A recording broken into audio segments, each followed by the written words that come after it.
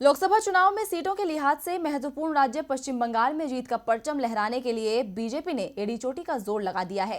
CM Mamata Banerjee से मुकाबला करने के लिए पीएम मोदी से लेकर पार्टी अध्यक्ष अमित शाह तक ताबड़तोड़ रैलियां कर रहे हैं, लेकिन उनकी मेहनत पर पानी फिर सकता है।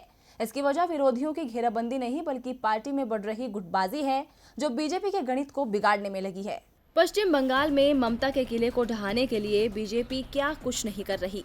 रथ यात्रा से लेकर रैलियों की योजनाएं तैयार की गई, लेकिन लगता है कि सूबे में बीजेपी की किस्मत साथ नहीं दे रही है, क्योंकि जहां एक तरफ ममता सेंधमारी रोकने के लिए बीजेपी के खिलाफ दांव पर दांव लगा रही है, तो वहीं टिकट बंटवारे को लेकर पार्टी में जारी कलह ही पार्टी को कमजोर कर रही है।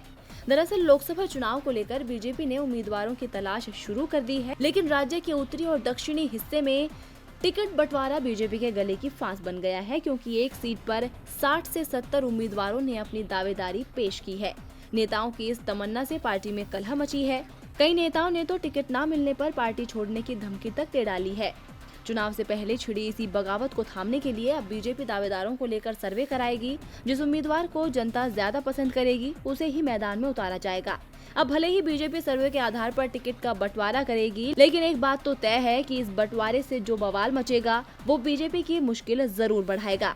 आपको बता दें कि सूबे में 42 सीटों में पार्टी के पास महज 2 सीटें हैं। इस बार पार्टी ने बंगाल में लोकसभा की 42 सीटों में से 23 पर जीत दर्ज करने का लक्ष्य रखा है, लेकिन इस घमासान के बाद अब लक्ष्य चूकता नजर आ रहा है।